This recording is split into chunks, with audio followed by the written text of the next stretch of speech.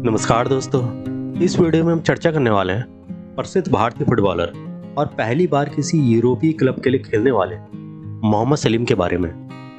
चलिए देखते हैं। मोहम्मद सलीम ही वो पहले भारतीय फुटबॉलर थे जिन्होंने पहली बार किसी यूरोपीय क्लब के लिए फुटबॉल खेला था। मोहम्मद सलीम उन फुटबॉलरों में से एक थे जिन्होंने अपने बेहतरीन खेल के दम पर भारतीय फुटबॉल को नई पहचान दी। मोहम्मद सलीम का जन्म सन 1904 में कोलकाता शहर के मेटिया बुरुज गांव में एक गरीब परिवार में हुआ था।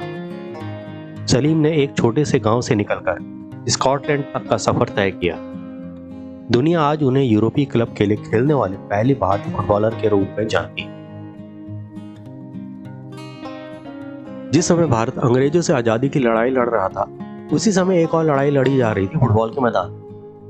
उस दौरान बंगाल के कुछ इलाकों में अंग्रेज से दो हाथ करने के लिए लोगों ने फुटबॉल को हथियार के तौर पर अपनाया। भारतीय फुटबॉलर नंगे पैर खेलते थे और बूट पहनकर खेलने वाले अंग्रेजों को हराकर उन्हें यह एहसास दिलाते थे कि भारतीय हर मामले में उनसे अव्वल है और भारतीयों के अंदर यह क्षमता है कि वे अपना देश खुद चला सकते हैं। 9 जुलाई 1911 को जब मोहन बागान ने इंग्लिश फुटबॉल टीम को 2-1 से धूल चढ़ाई, तो देश के युवाओं में फुटबॉल खेलने और अंग्रेजों को उन्हीं के खेल में हरा के सबक सिखाने की लहर सी चल पड़ी। मोहम्मद सलीम भी उसी दौर में भारत के सबसे बेहतरीन युवा फुटबॉलर के तौर पर उभरे।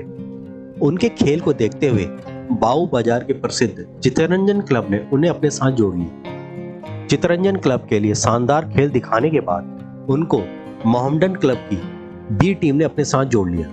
इस दौरान उन पर पंकज गुप्ता की नजर पड़ी, जिन्होंने उन्हें अपने क्लब स्पोर्टिंग यूनियन में शामिल किया। यहाँ 5 साल बिताने के बाद वह 1932 में ईस्ट बंगाल क्लब से जुड़े।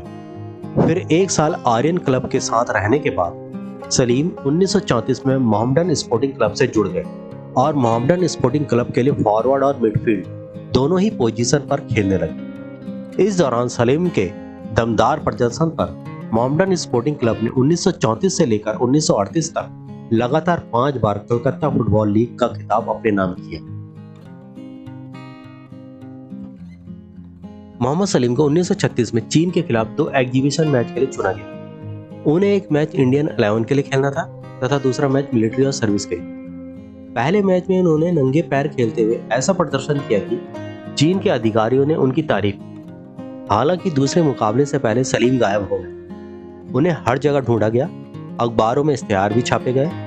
इंडियन फुटबॉल एसोसिएशन ने भी अपनी पूरी ताकत लगा दी, लेकिन सलीम नहीं लौटे। लौटते भी कैसे? वह तब तक अपने भाई हासिम के संग ब्रिटेन पहुंच चुके थे, जहां से सलीम के कैरियर का नया दौर शुरू होने वाला था। लंदन में कुछ दिन रुकने के बाद हासिम उन्हें स्कॉटलैंड के ग्लासगो में सेल्टिक क्लब ले गए। हासिम ने सेल्टिक क्लब के मैनेजर से सलीम के बारे में बात की और उन्हें ट्रायल लेने के लिए मना लिया।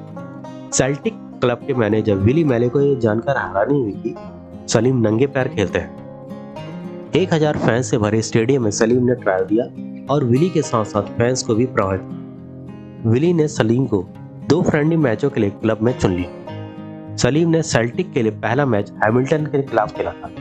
इस मैच में उन्होंने एक पेनल्टी गोल किया, जो कि इतना जोरदार था कि गोलकीपर के हाथ लगने के बावजूद रुका नहीं। इस मैच में सेल्टिक ने 5-1 से जीत दर्ज की। इसके बाद सलीम के शानदार खेल की बदौलत सेल्टिक ने 28 अगस्त 1936 को गैल्वेस्टन के खिलाफ 7-1 की शानदार जीत दर्ज की।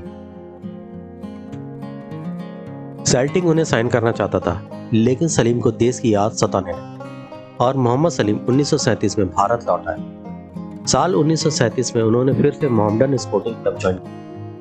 इस दौरान वो कई साल तक मोहम्मडन क्लब के लिए खेलते रहे। इसके बाद वह युवा खिलाड़ियों को ट्रेनिंग देने लगे।